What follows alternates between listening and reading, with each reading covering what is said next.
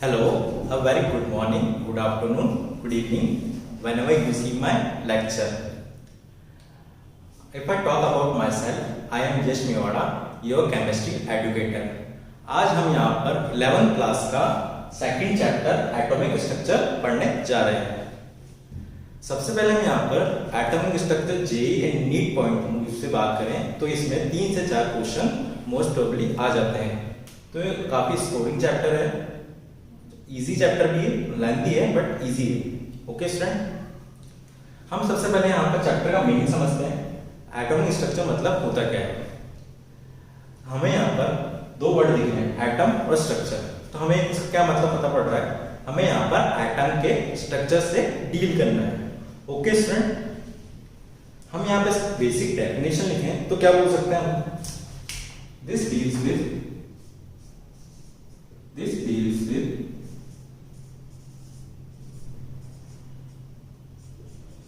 Structure of atom. Okay student, अब हम सब टॉपिक्स के बारे में बात करते हैं। तो हमें क्या पढ़ना है इस चैप्टर के अंदर, सब टॉपिक्स क्या हैं हमारे यहाँ पर।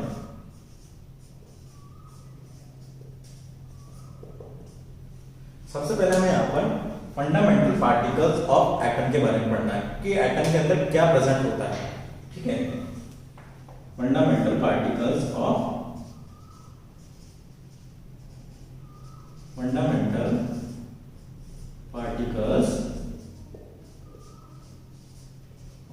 एटम। क्या होते हैं fundamental particles of atom? Electron, proton and neutron. Okay student, उसके बाद हम क्या पढ़ेंगे यहाँ पर, सेकेंड चीज एटॉमिक मॉडल्स के बारे में पढ़ेंगे। कौन कौन से मॉडल्स थे जिन्होंने एटम के स्ट्रक्चर के बारे में हमें बताया।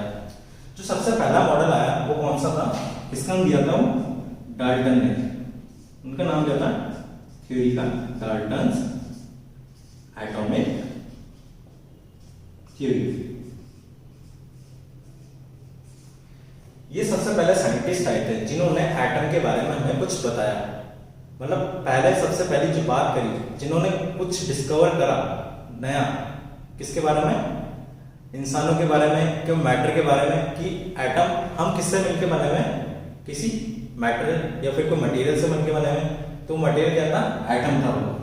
ठीक है, छोटे छोटे माइन्यूट पार्टिकल जब मिलते हैं उससे क्या मिलता है, मैटर बनता है।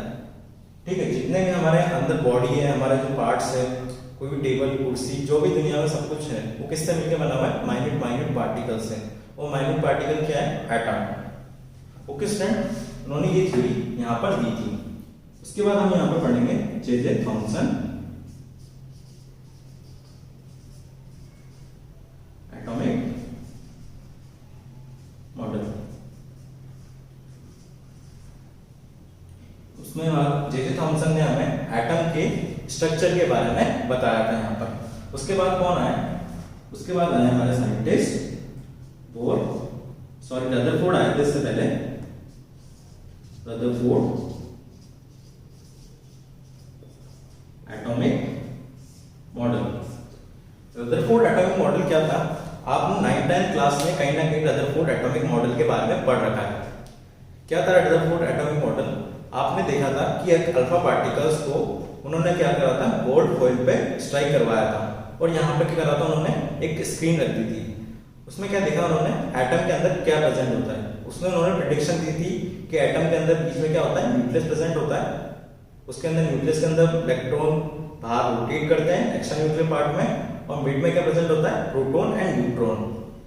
ठीक है, ये आगे चल के जो मैं आपको पूरा डिटेल में आपको पढ़ाऊंगा, आपको बस अभी मैं थोड़ा बहुत एक्सप्लेन कर रहा हूँ यहाँ पर।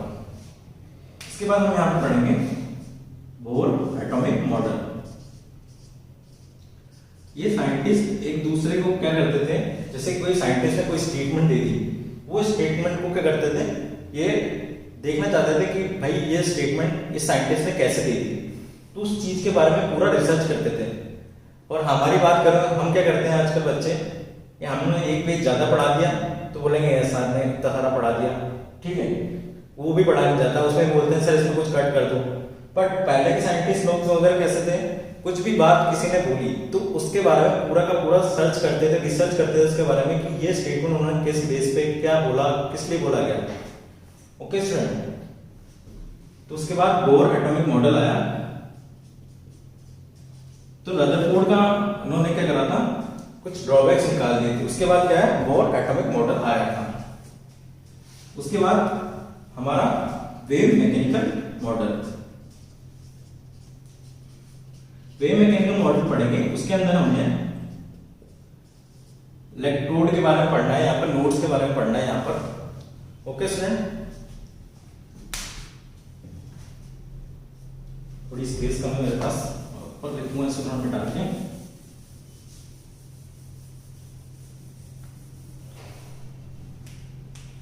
इसके बाद हम यहाँ पर क्या पढ़ने वाले हैं, यहाँ पे हम ड्यूअल नेचर ऑफ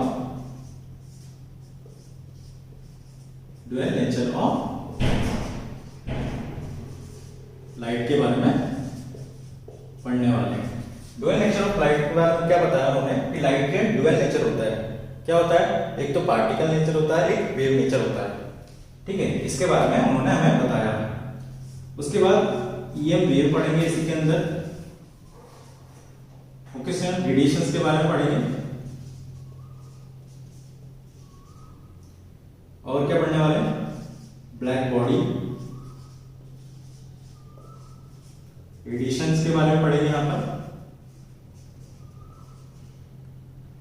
और फोटो इलेक्ट्रिक इफेक्ट के बारे में इसमें हम पढ़ने वाले हैं।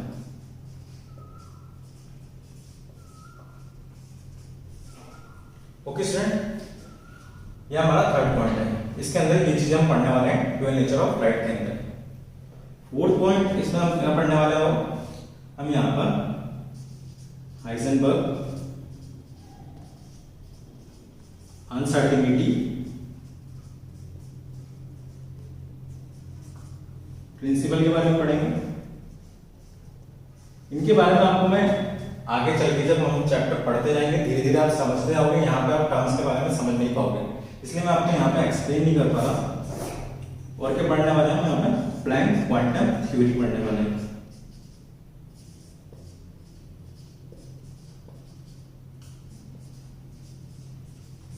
और लास्ट में पढ़ेंगे क्वांटम नंबर के बारे में।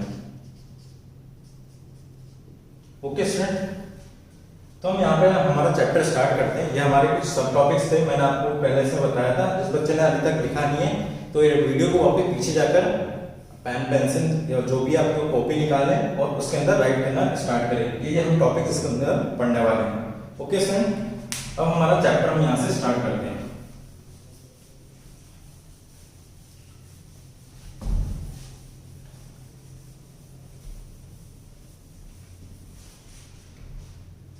तो बच्चों, एटम की कहानी तो बहुत पुरानी थी, ठीक है। इससे सबसे पहले जो एटम के बारे में बताया वो किसने बताया था, 400 BC में एक इंडियन साइंटिस्ट नहीं थे, गुरुज थे। उन्होंने एटम के बारे में बताया था। उन्होंने एटम को उस वक्त क्या नाम दिया था, परमाणु नाम दिया था। बट उसके बाद एक गुरु आए, महर्षि कन्नड। महर्षि कन्नड ने क्या बोला, हम कुछ परमाणु वगैरह से नहीं बने, हम किससे मिलकर बने हैं, पंचतंत्र से मिलकर बने हुए हैं। फिर धर्म गुरु वगैरह आने लगे तो उन्होंने क्या करा, इस बात को पूरा खत्म कर दिया।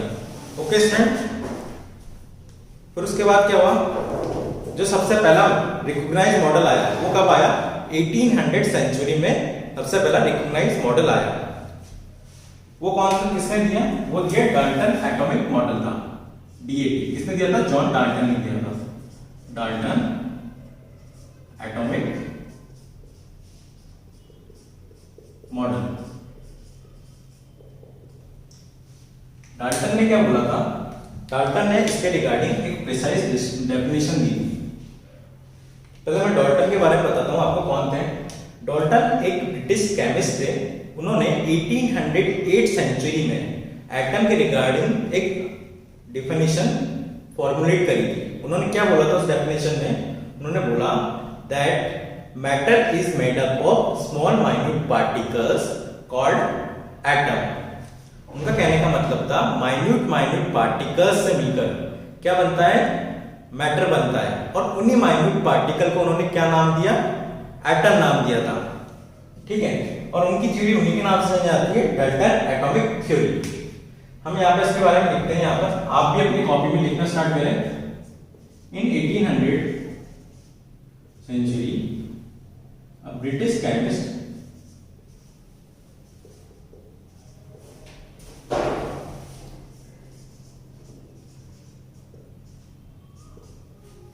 John Dalton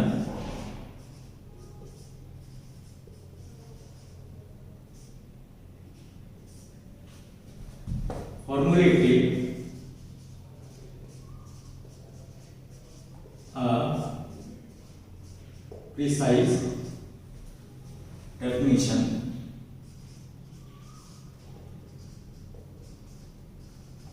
what he says that matter is made up of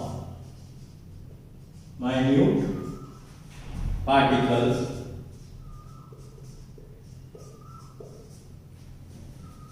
called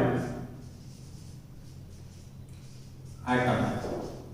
क्या बोला उन्होंने स्टूडेंट्स, यहाँ पे आप ध्यान देना है ना। सबसे पहले साइंटिस्ट ने क्या बोला था, मैटर किससे मिलकर बना हुआ है, माइन्यूट पार्टिकल्स से मिलकर बना हुआ है। और उन्होंने उसी का नाम क्या दिया, एटम नाम दिया। ठीक है स्टूडेंट, और उनकी थ्योरी, इस थ्योरी इज नोन एज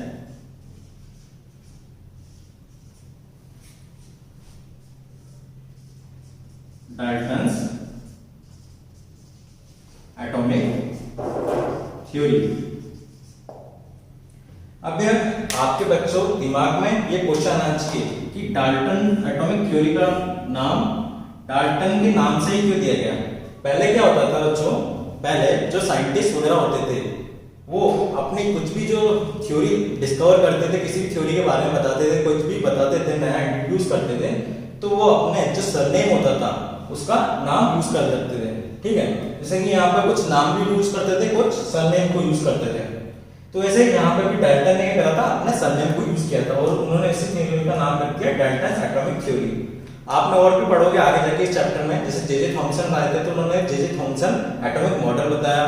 ठीक, उसके बाद प्लैंक क्वांटम थ्योरी आई तो वो मैक्स प्लैंक थे उनका नाम पूरा, उन्होंने अपनी थ्योरी दी। तो पहले क्या करते थे साइंटिस्ट, कुछ भी डिस्कवर करते थे तो वो चीज उनको याद है कि किसने डिस्कवर किया था, तो उसलिए वो अपना नाम या फिर सरनेम को यूज कर लेते थे।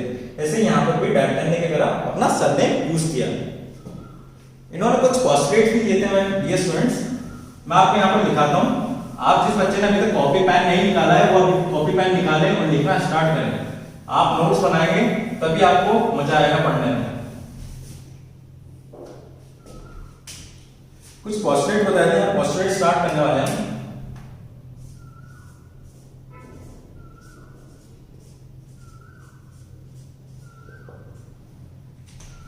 पहला पोस्टरेट क्या है, उन्होंने बोला, क्या बोला उन्होंने, atom is the smallest particle in universe. क्या बोला था, यूनिवर्स का सबसे स्मॉलेस्ट फंडामेंटल पार्टिकल क्या है, एटम है। बट आगे जाके क्या हो गया, रॉन्ग प्रूफ हो गया। क्यों, क्योंकि हमें पता है एटम के अंदर क्या प्रेजेंट होता है, इलेक्ट्रॉन, प्रोटॉन एंड न्यूट्रॉन। तो यहाँ पे एक चीज उनकी रॉन्ग प्रूफ हो गई थी। सेकंड स्टेटमेंट उन्होंने यही दी थी, atom can not be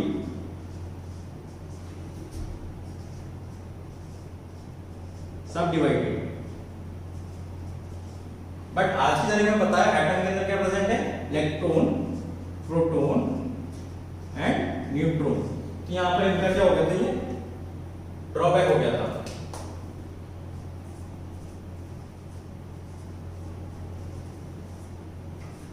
okay student, third statement में क्या बोली,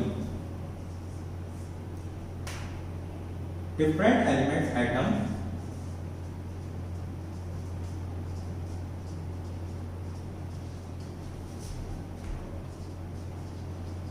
shows different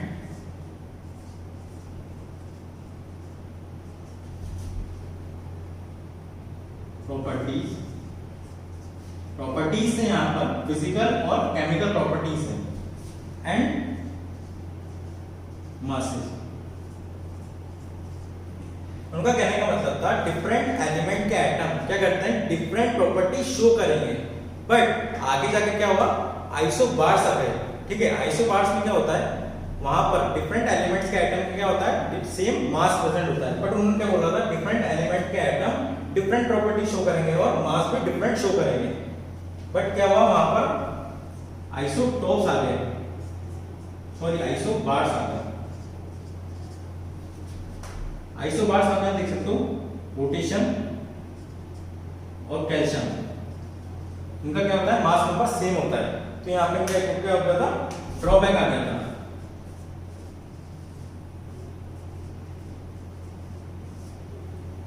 ओके स्टूडेंट, मैं यहाँ साइड हो जाता हूँ, आप इसका स्क्रीनशॉट ले लीजिए, नहीं तो अपनी लेक्चर कॉपी के अंदर लिख लीजिए इसको। ओके स्टूडेंट, हम इसको रब करने जा रहा हूँ।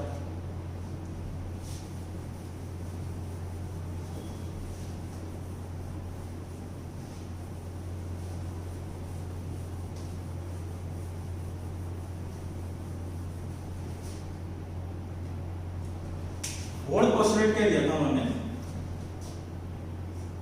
atoms of same element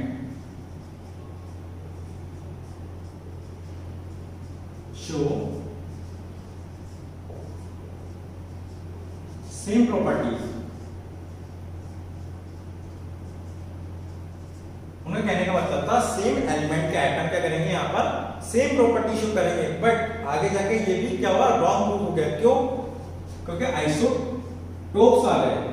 isotopes क्या होते हैं स्टूडेंट, आइसोटोप्स वो होते हैं जिसका एटॉमिक नंबर क्या होता है, सेम होता है। आपने हाइड्रोजन के 3 आइसोटोप्स होते हैं, प्रोटियम, ड्यूटेरियम एंड ट्राइटियम।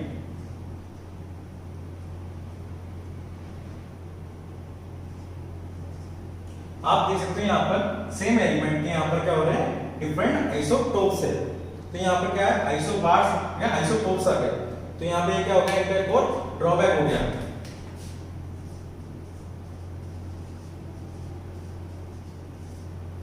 ठीक है, फिफ्थ स्टेटमेंट क्या बोली उन्होंने, व्हेन एटम कंबाइंस और element combine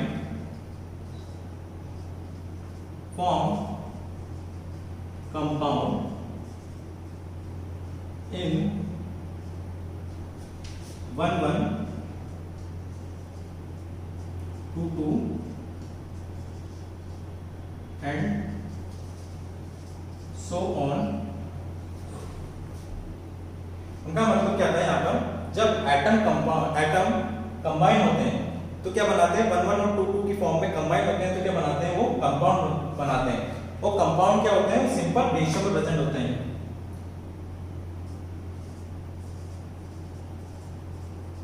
is present in simple ratio. क्या रहने का मतलब था, जब एलिमेंट और कंपाउंड, जब एलिमेंट और एटम कंबाइन होते हैं 1 1 और 2 2 की फॉर्म में, क्या बना रहे हैं, मिलकर कंपाउंड बना रहे हैं। और वो नेचर में कैसे प्रेजेंट होते हैं, सिंपल रेशियो में प्रेजेंट होते हैं। बट कुछ ऑर्गेनिक, सर्टेन ऑर्गेनिक कंपाउंड भी हैं जो सिंपल रेशियो में प्रेजेंट नहीं होते। कौन कौन से हैं वो होते हैं, प्रोटीन होता है अपना, स्टार्च हो गया। ठीक है स्टूडेंट, वो हमारे सिंपल रेशियो में प्रेजेंट नहीं होते। सिक्स्थ स्टेटमेंट उन्होंने बोली, एटम्स neither be created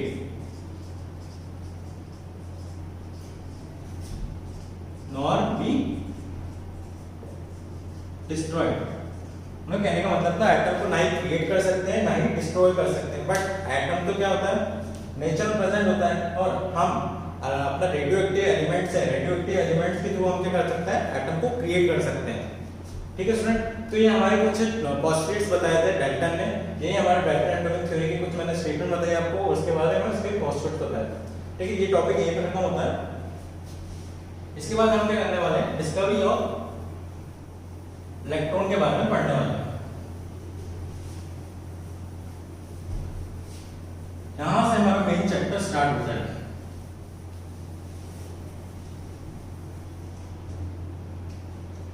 तो बच्चों, डिस्कवरी ऑफ इलेक्ट्रॉन किसने करी थी? डिस्कवरी ऑफ इलेक्ट्रॉन हमारे कौन थे scientist? J Thomson. J Thomson एक बहुत बड़े साइंटिस्ट थे, उन्होंने बहुत सारी थ्योरी दी अपने लाइफ में। तो उन्होंने सबसे जो अच्छी थ्योरी दी थी, उन्होंने क्या बताया था, डिस्कवरी ऑफ इलेक्ट्रॉन के बारे में बताया था। इसके और भी सारे रिसर्चर थे, बट मेन नाम इनका ही नहीं रहता है, जे थॉमसन। ठीक है स्टूडेंट, तो जे थॉमसन ने क्या बताया था हमें यहाँ पर, इसको हम ये भी बोलते हैं कैथोड रे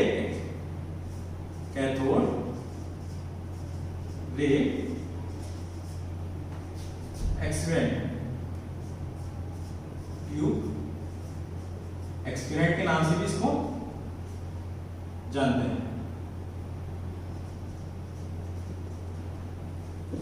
ठीक है, सीआरटी इसको बोलते हैं शॉर्ट फॉर्म में बात करें तो।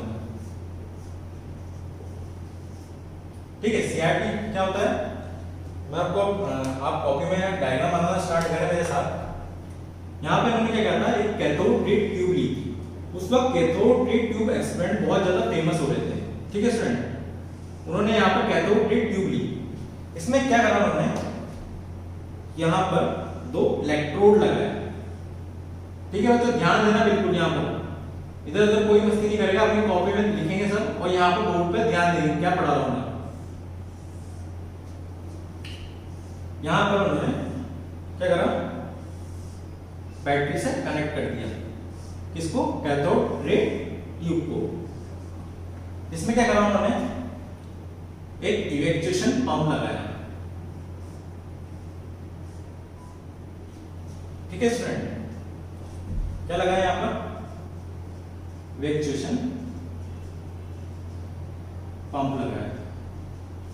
इवेक्चुएशन पंप क्या करता है, यहां पर हमारी गैस का जो प्रेशर है यहाँ पर, उसको निकालने के लिए, कम करने के लिए यहाँ पर इवेक्चुएशन पंप लगाते हैं। यहाँ पर अब गैस का प्रेशर कम करना हो या ट्यूब का प्रेशर कम करना हो, तो हम किसके थ्रू करेंगे, इवेक्चुएशन पंप के थ्रू करेंगे।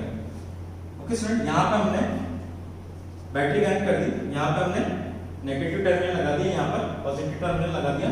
इसको हम बोलेंगे एनोड, इसको बोलेंगे हम कैथोड।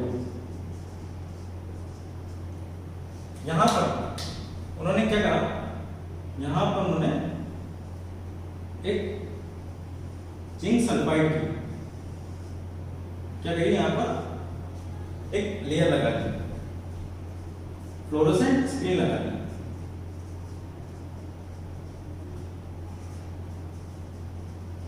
किसकी क्यों, जेडएनएस की।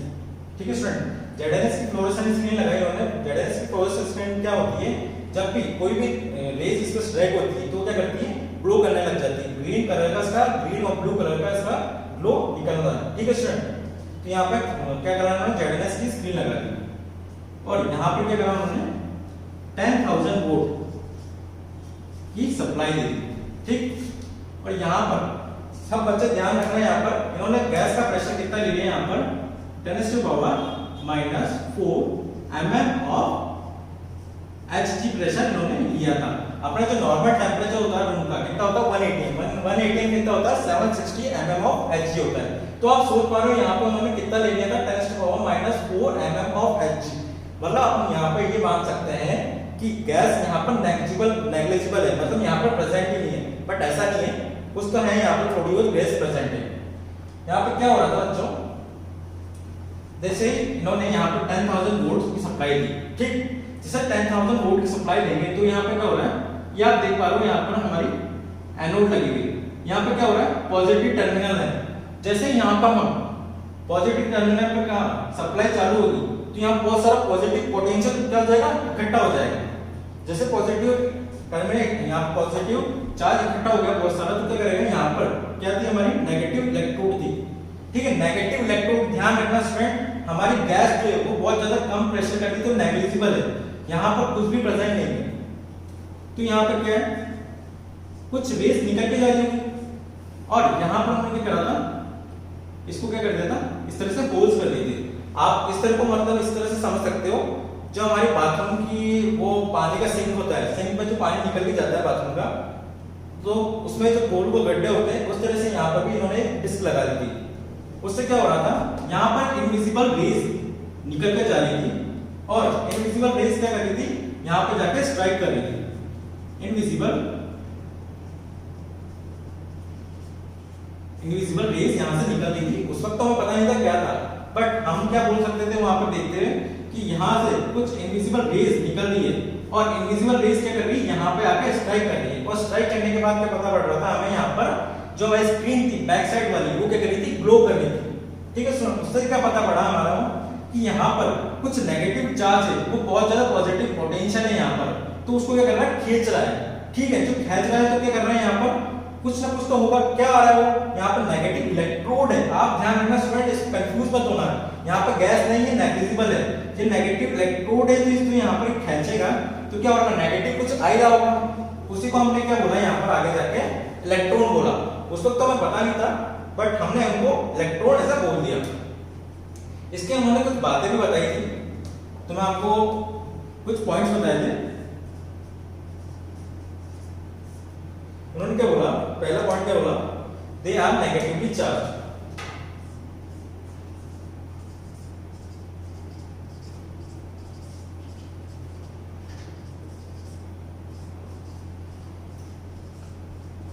उन्होंने क्या बोला, they are negatively charge because यहां पर क्या करती है, हमने इलेक्ट्रोड लगाई थी नेगेटिव चार्ज, ठीक है स्टूडेंट, यहां पर नेगेटिव इलेक्ट्रोड लगाई थी यहां पर, तो क्या हुआ था, यहां से चार्ज क्या कर रहे थे, कुछ इलेक्ट्रॉन खींच रहे थे, ठीक है। तो इसने क्या बोल दिया, यहां से नेगेटिव से कुछ निकला तो पॉजिटिव पोटेंशियल की तरफ जा रहा था, तो उन्होंने क्या बोला, नेगेटिवली चार्ज है, वही तो जा रहा है पॉजिटिव की तरफ, ठीक है। तो स्टूडेंट थोड़ी स्पेस कम है नीचे में, तो मैं ऊपर से लिखना स्टार्ट करूंगा।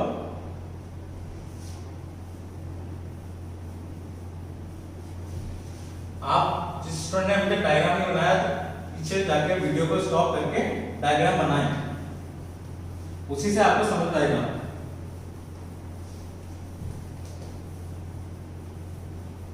मैं आपके लिए यहाँ पे एक छोटा सा डायग्राम बना देता हूँ। ऐसे यहाँ पे इस तरह की हमारे कुछ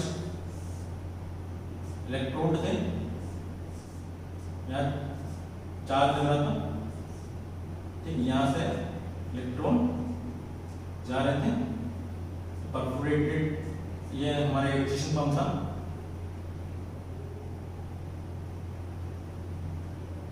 यहाँ पे ZNS की स्क्रीन थी, फ्लोरोसेंट स्क्रीन,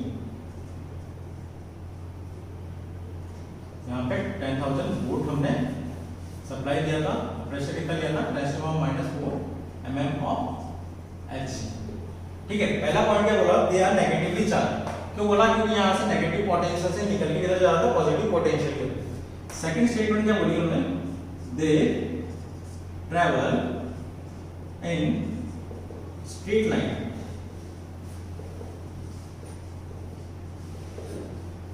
उन्होंने क्यों बोला कि दे travel in straight line, because उन्होंने जब यहाँ पर कोई ऑपेक ऑब्जेक्ट रखा, ऑपेक ऑब्जेक्ट क्या होता है बच्चों, ऑपेक ऑब्जेक्ट जैसे कि ये हाथ है मेरा, यहाँ पे मैंने टॉर्च डाला, जैसे टॉर्च डालूंगा तो क्या होगा, यहाँ पे मैंने क्या होगा, रिफ्लेक्शन आ जाएगा, जो चीज मेरे हाथ से क्रॉस नहीं कर सकती लाइट्स को या फिर इनविजिबल रेस को, मतलब यहाँ पे हाथ रखूंगा मैं तो क्या होगा, यहाँ पर इनके क्या हो जाएगा, रिफ्लेक्शन आ जाएगा। यहाँ पे जैसे उन्होंने कुछ छोटा सा ऑब्जेक्ट रखा, जैसे ऑब्जेक्ट रखा तो उसकी क्या आ रही थी, यहाँ पर परछाई आ रही थी, तो उन्होंने क्या बोला, दे travel in straight line, straight line में ट्रैवल कर रहा था इसलिए, तो उसकी क्या आ रही थी, वहां पर रिफ्लेक्शन बन रहा था, ठीक है। तो इसलिए ये पॉइंट यहाँ से प्रूव होता है। थर्ड पॉइंट बोला ना उन्होंने, दे possess some kinetic energy, उन्होंने क्या बोला, दे possess some kinetic energy because उन्होंने क्या देखा, इनके बीच में स्मॉल स्मॉल पैडल्स रखे, जैसे स्मॉल पैडल्स साइकिल के पैडल हैं, बिल्कुल माइन्यूट छोटे छोटे बिल्कुल पैडल्स होते हैं, उनको बीच में रखा। जैसे वो पैडल्स को रखा तो पैडल्स क्या हो रहे थे, पेडल्स रोटेट हो रहे थे। उन्होंने माइक्रोस्कोप से देखा था यहाँ पे जो पेडल रखे उन्होंने क्या कर रहे थे, वो रोटेट कर रहे थे। ठीक है, तो उन्होंने क्या बोला, दे पॉसेस सम काइनेटिक एनर्जी, कुछ काइनेटिक एनर्जी होगी तभी तो वो क्या कर रहे हैं, गोल गोल घूम रहे हैं, कुछ स्ट्राइक हो रहा होगा वहां पर। ओके स्टूडेंट, और क्या बोल सकते हैं, they are deflected in electric field and magnetic field. उन्होंने क्या बोला कि they are deflected in electric magnetic field. उन्होंने यहाँ पे क्या करा, यहाँ पर उन्होंने क्या करा, दो इलेक्ट्रोड लगाए। ठीक है, आप बोल सकते हैं यहाँ पर उन्होंने प्लेट्स लगाई चार ना, इलेक्ट्रिक फील्ड की प्लेट्स लगाई वहां पर। यहाँ पर आप देख सकते हो कि इलेक्ट्रॉन्स निकल के जा रहे हैं, जो इलेक्ट्रॉन्स लेकिन नेगेटिवली चार्ज है। यहाँ पर उन्होंने पॉजिटिव पोटेंशियल लगा दिया, ठीक है, यहाँ पर नेगेटिव पोटेंशियल लगा दिया, नेगेटिव प्लेट लगा दी। जैसे ही यहाँ पे वो निकले तो क्या कर रहे थे, इस तरफ क्या हुआ, डिफ्लेक्ट हो गए। तो उससे क्या प्रूफ हुआ, पहले स्टेटमेंट दी थी मैंने, क्या, they deflected, they are negatively charge. ठीक है, ये स्टेटमेंट यहां से प्रूफ हो जाती है कि दे नेगेटिवली चार्ज थी। इस कारण जो पॉजिटिव पोटेंशियल अपन ने लगाया था, यहाँ पॉजिटिव प्लेट लगाई तो यहाँ नेगेटिव प्लेट लगाई, तो वो क्या हुआ, इलेक्ट्रॉन्स की तरफ क्या हो गया, डिफ्लेक्ट हो गया। ठीक है, तो यहाँ पे क्या बोल सकते हैं, they are deflected in electric field. ठीक, और मैग्नेटिक फील्ड के बोला, मैग्नेटिक फील्ड जब इन्होंने यहाँ पर दो मैग्नेटिक फील्ड लगाई यहाँ पर, तो मैग्नेटिक फील्ड हमने मैग्नेटिज्म में पढ़ा है 11th 10th क्लास में। उसमें क्या होता है, 10th क्लास में पढ़ा था, फ्लेमिंग लेफ्ट हैंड रूल से हमने यहाँ पर निकाला था, जब हम कोई करंट कैरिंग वायर्स को मैग्नेटिक फील्ड में रखते हैं तो क्या करता है, वो डिफ्लेक्ट होता है। वहां पर आप क्या करोगे, 12th क्लास में फिजिक्स में ये चीज पढ़ोगे, जब मैग्नेटिक फील्ड के बीच में करंट कैरिंग वायर या कुछ इलेक्ट्रॉन्स रोटेट करते हैं तो वो क्या करते हैं, डिफ्लेक्ट करते हैं।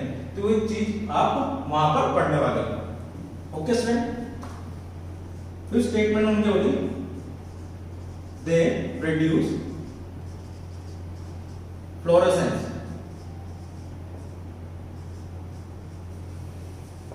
उन्होंने क्या बोला, दे प्रोड्यूस फ्लोरोसेंस बिकॉज़ हमने देखा था यहाँ पर जेड स्क्रीन लगाई थी तो क्या कर रहा था, यहाँ पे स्ट्राइक कर रही थी इनविजिबल रेसेस, कारण क्या हो रहा था, यहाँ पर फ्लोरोसेंस प्रोड्यूस हो रहा था।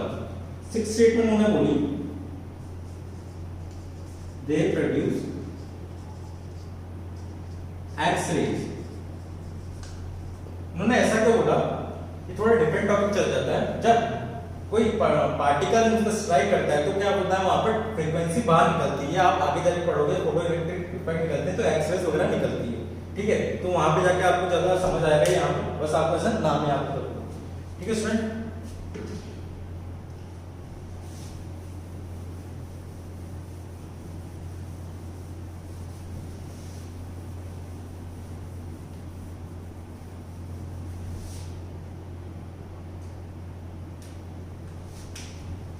सेवंथ स्टेटमेंट उन्होंने क्या बोली, when gas and electrode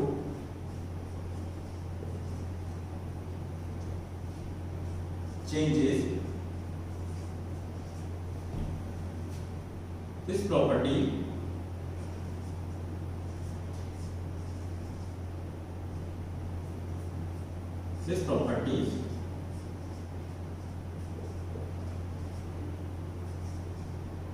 does not